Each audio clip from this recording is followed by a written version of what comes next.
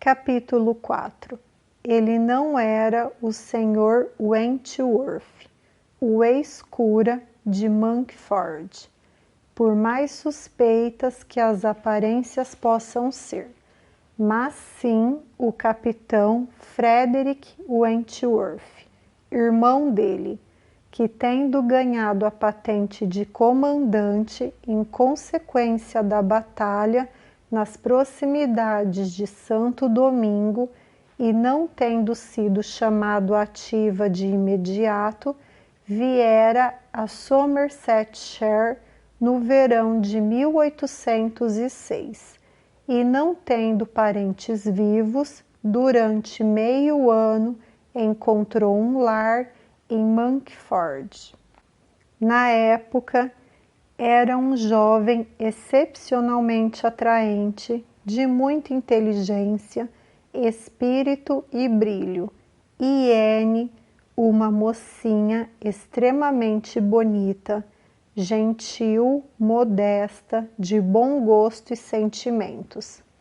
Metade das somas de atrativos em qualquer um dos lados já seria suficiente, pois ele nada tinha para fazer e ela não tinha ninguém para amar. O encontro, porém, de tão generosas qualidades não podia falhar. Conheceram-se aos poucos e, quando se conheceram, se apaixonaram profundamente. Seria difícil dizer qual viu maior perfeição no outro ou qual foi mais feliz, ela ao receber sua declaração e seu pedido, ou ele por vê-los aceitos. Seguiu-se um breve espaço de intensa felicidade, mas apenas breve. Logo surgiram problemas.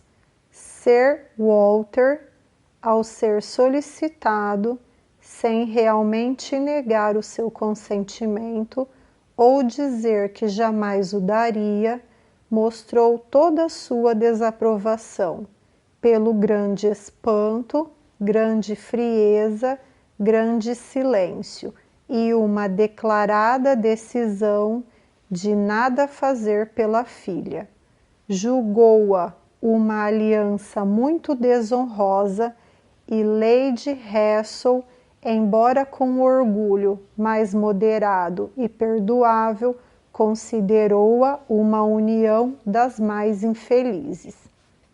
Anne Elliot, com todas as suas qualidades de berço, beleza e inteligência, desperdiçar sua própria vida aos 19 anos, envolvendo-se aos 19 anos num noivado com um rapaz que nada tinha além de si mesmo para recomendar-se e sem esperanças de obter nenhum dinheiro, senão nos acasos de uma profissão mais do que incerta e sem relações até para garantir seu avanço profissional, seria de fato um desperdício em que lhe era doloroso pensar. Anne Elliot, tão jovem, conhecida de tão pouca gente, deixar-se agarrar por um estranho, sem alianças ou riqueza, ou antes, deixar-se afundar por ele, num estado de dependência desgastante e angustiante, fatal à sua juventude. Isso não ia acontecer se, por uma justa interferência de amizade, pelas admoestações de alguém imbuído de amor e com direitos de quase mãe, pudesse ser evitado. O capitão Wentworth não tinha posses, fora feliz na profissão, mas gastando em abundância o que ganhara em abundância nada poupara. Estava confiante, porém, de que logo se tornaria rico, cheio de vida e de entusiasmo. Sabia que logo teria um navio e logo estaria em condições de obter tudo o que queria. Sempre tivera boa sorte, sabia que esta ainda o acompanharia. Tal confiança, poderosa em seu ardor e feiticeira pelo espírito, como era expressa, fora o bastante para Anne. Lady Russell, porém, via as coisas de um modo completamente diferente. O temperamento sanguíneo e a mente destemida do capitão tiveram nela um efeito muito diverso. Viu naquilo só um agravante do mal. Aquilo só acrescentava a ele mais uma qualidade perigosa. Ele era brilhante, era obstinado. Lady Russell tinha pouco apreço pelo espírito e horror por tudo que chegava perto da imprudência. Reprovava completamente aquela relação. A oposição que tais sentimentos produziram ia além das forças combativas de Anne. Jovem e meiga como era, ainda teria sido possível arrostar a má vontade do pai, mesmo que não viesse mitigá-la nenhuma palavra ou olhar de simpatia da parte da irmã. Mas Lady Russell, quem ela sempre amara e em quem sempre confiara, não podia, com tal firmeza de opinião e tal ternura de maneiras, estar continuamente a admoestá-la em vão. Foi persuadida de que aquela relação era má, indiscreta, imprópria, fadada ao insucesso e indigna, mas não agiria apenas por precaução egoísta ao pôr um fim nela. Se não imaginasse que agia pelo bem dele mais do que por seu próprio, dificilmente abriria mão dele. O fato de acreditar estar sendo prudente e abnegada, sobretudo para o bem dele, era sua maior consolação diante da desgraça de uma ruptura final, e precisava de todo tipo de consolo, pois tinha de enfrentar todos os demais sofrimentos derivados da reação dele. Totalmente inconformado e inflexível, e do sentimento de ter sido humilhado com uma renúncia tão forçada. Em consequência disso, ele deixara a região. Passaram-se poucos meses entre o começo e o fim daquele relacionamento, mas alguns meses não foram suficientes para pôr um fim nos sofrimentos que ele provocara em Anne. Durante muito tempo, o amor e a saudade empanaram toda a alegria da juventude, e uma perda precoce do vício e do entusiasmo foram seu persistente efeito. Mais de 7 anos se haviam passado desde que essa pequena e triste história chegara ao fim, e o tempo muito abrandara, talvez, todo o singular afeto por ele, mas ela confiara demais só no tempo. Não recebera nenhuma ajuda sob a forma de mudança de lugar, salvo uma visita a Bath logo após a ruptura, ou de qualquer renovação ou ampliação de seu círculo de amizades. Jamais adentrou o círculo de Kellynch, alguém que se pudesse comparar com Frederick Wentworth, tal como ele estava gravado em sua memória. Nenhum segundo amor, a única cura totalmente natural, feliz e suficiente na sua idade, fora possível para sua alma delicada e seu gosto refinado nos estreitos limites da sociedade que a rodeava. Quando tinha cerca de 22 anos, pediu-a em casamento um rapaz que pouco depois encontrou uma alma mais próxima em sua irmã mais moça, e Lady Russell lamentara aquela recusa, pois Charles Musgrove era o filho mais velho de um homem cujas propriedades fundiárias e a importância geral na região só perdia para de ser Walter, e tinha bom caráter e boa aparência. E embora Lady Russell tivesse desejado algo um pouco melhor quando Anne tinha 19 anos, ter-lhe-ia agradado vê-la aos 22 tão respeitavelmente afastada das prevenções e das injúrias da casa paterna e estabelecida tão solidamente nas proximidades. Mas nesse caso, Anne não dera ouvidos aos conselhos, e embora Lady Russell, mais satisfeita do que nunca com sua própria discrição, jamais se arrependesse do que fizera, começara agora a sentir uma ansiedade que beirava o desespero ante a ideia de que Anne se sentisse atraída por um homem talentoso e independente, para entrar numa condição para a qual a considerava especialmente apta por seus ardentes afetos e seus hábitos domésticos.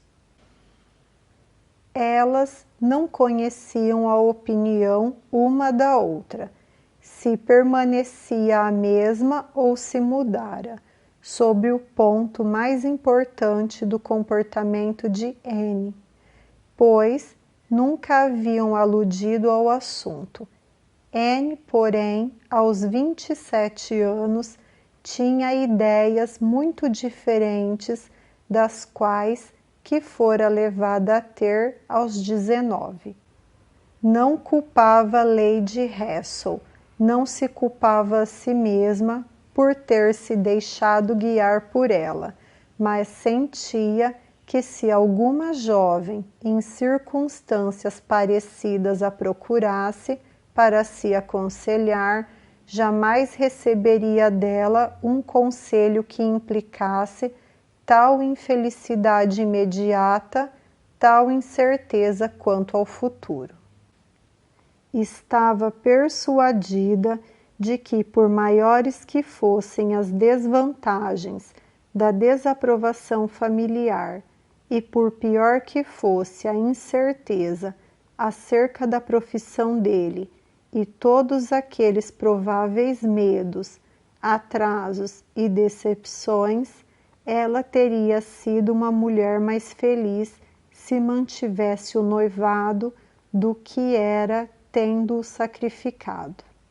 E acreditava plenamente que seria assim, mesmo que lhes coubesse a parte habitual, ou mesmo mais do que a parte habitual de preocupações e incertezas. E isso independentemente dos resultados reais da sua situação, os quais, como depois de fato ocorreu, teriam podido revelar-se financeiramente mais vantajosos do que razoavelmente se calculara. Todas as expectativas otimistas, toda a confiança do capitão se mostraram justificadas. Seu gênio e entusiasmo pareciam prever e comandar o caminho para a prosperidade. Logo depois de romper o noivado, obtiveram um posto, e tudo que dissera a ela que aconteceria, aconteceu. Ele se destacara e recebera uma promoção, e devia agora, com sucessivas capturas, ter juntado uma grande fortuna. Sua fonte era apenas os registros da marinha e os jornais, mas não tinha dúvida de que ele devia estar rico e, graças à constância dele, não tinha razões para acreditar que ele tivesse casado. Como Anne Elliot poderia ter sido eloquente? Quão eloquente, pelo menos, teria sido se os seus desejos se tivessem voltado para aquele primeiro amor e para uma alegre confiança no futuro, em vez de terem voltado para aquela ansiosíssima cautela que parecia insultar as possibilidades do esforço e desacreditar da província.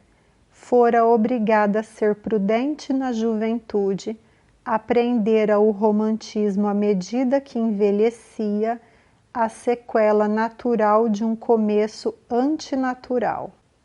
Com todas essas circunstâncias, recomendações e sentimentos, não pôde deixar de tornar a sentir a antiga dor ao saber que a irmã do capitão Wentworth provavelmente viria morar em Kellynch.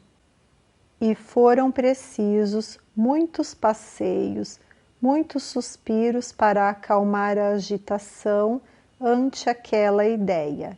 Disse e redisse muitas vezes a si mesma que aquilo era loucura, antes de conseguir domar suficientemente os nervos para suportar a contínua discussão sobre os Croft e seus negócios.